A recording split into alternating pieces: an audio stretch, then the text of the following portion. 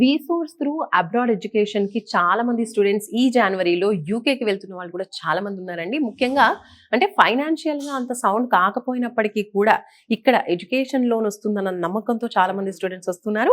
అలా ఎడ్యుకేషన్ లోన్తో హ్యాపీగా వాళ్ళు అబ్రాడ్ ఎడ్యుకేషన్ డ్రీమ్ని ఫుల్ఫిల్ చేసుకుంటున్నారు. సో అలా ఇంకో స్టూడెంట్ ఉన్నారు, మాట్లాడదాం. హాయ్, బిందుశ్రీ. బిందుశ్రీ ఎక్కడి నుంచి వస్తున్నారు? నిజామాబాద్ నుంచి. నిజామాబాద్, ఓకే. సో అక్కడ ఏం చదువుకున్నారు? ఇక్కడే చదువుకున్నాను, హైదరాబాద్ లోనేనా? Okay, right. సో ఏం చదువుకున్నారు? ఏ కాలేజ్? బీటెక్ మల్లారెడ్డి నుంచి వచ్చాను. మల్లారెడ్డి నుంచి సిఎస్సి బీటెక్. ఓకే, సో ఇప్పుడు ఏం చదువుకోవాలనుకుంటున్నారు?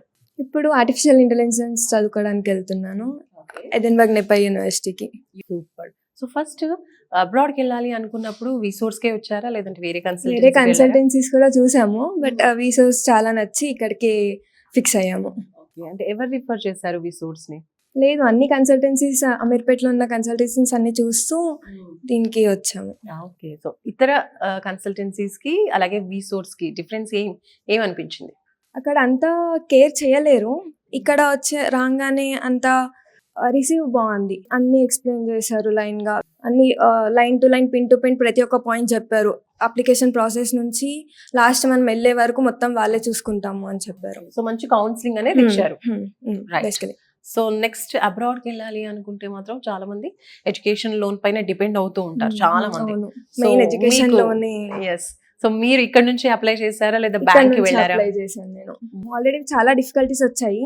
మా డాడీ గ్యారంటీ పొజిషన్ లో ఉండడం వల్ల లోన్స్ రావు అని చాలా బ్యాంక్స్ చెప్పారు. లాస్ట్ కి ఇక్కడనే ఫైనల్ అయింది మళ్ళీ. సో అంటే మరి ఎలా సాల్వ్ అయింది ఆ ప్రాబ్లం? అంటే చాలా బ్యాంక్స్ అప్లై చేశారు, ఇక్కడ కూడా ట్రై చేస్తూనే ఉన్నారు. వీళ్ళు ఎక్కడ స్పేస్ తీసుకోలేదు బేసిక్ గా చెప్పాలి అంటే. సో లాస్ట్ కి అయితే వచ్చింది, ఎన్ని డిఫికల్టీస్ ఫేస్ చేసినా. Okay, finally happy. Education loan through వెళ్తున్నారు. ఎడ్యుకేషన్ లోన్ అనేది ఏమైనా ప్రాపర్టీ పెట్టారా? లేదు, ఏమీ లేదు. So non collateral. సో మీకు ఎడ్యుకేషన్ లోన్ ఎంత శాంక్షన్ అయింది ఇక్కడ నుంచి? 40 lakhs శాంక్షన్ అయింది. 40 lakhs. So total food education అన్నింటికి కలిపి.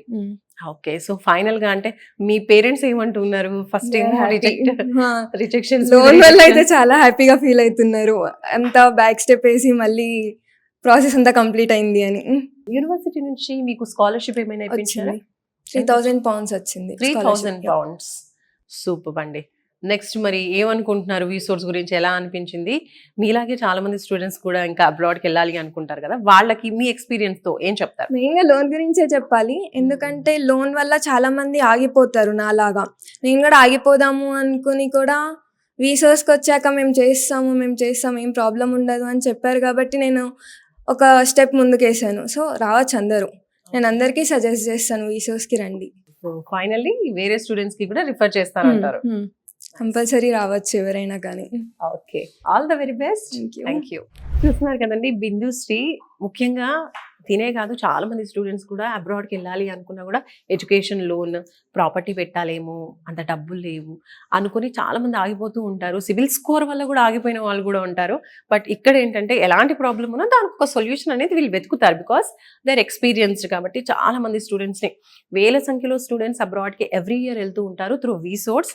సో 1,500కి పైగా యూనివర్సిటీస్తో వీళ్ళు టైఅప్ అయి ఉన్నారు కాబట్టి వీళ్ళకి అన్ని కూడా ప్రాసెస్ ఏ విధంగా చేయాలి అనేది ఒక మంచి ఐడియా ఉంటుంది. కాబట్టి స్టూడెంట్స్ ఇంత ఈజీగా హ్యాజల్ ఫ్రీగా తమ అబ్రాడ్ ఎడ్యుకేషన్ డ్రీమ్స్ని ఫుల్ఫిల్ చేసుకుంటూ ఉన్నారు. సో మీరు కూడా స్టూడెంట్స్ అయితే మీరు కూడా అబ్రాడ్కి వెళ్ళి చదువుకోవాలి అనుకుంటే ఫస్ట్ వీసోర్స్ని కన్సల్ట్ చేయండి.